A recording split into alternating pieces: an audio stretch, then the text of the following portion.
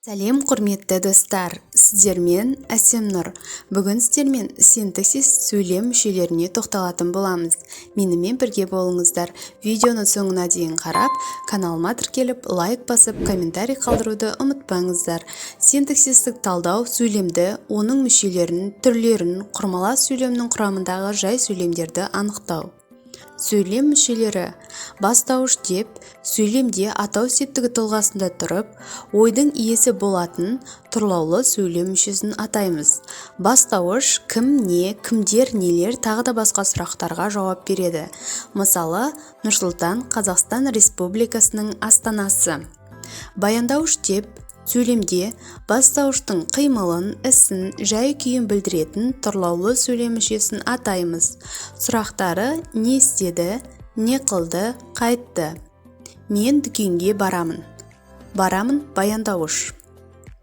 Анықтауыш сөйлемде заттың сынын, санын, сапасын, мөлшер және меншік жағынан сипаттайтын тұрлаусыз мүше.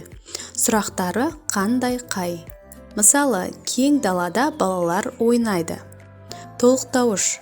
Сөйлемде атау мен ілік септігінен басқа септікте тұрып, сөйлемді заттық жағынан толықтыратын тұрлаусыз мүше. Сұрақтары кімді, нені, кімге, неге тағы да басқа. Мысалы, мен өз отанымды жақсы көремін. Пысықтауыш.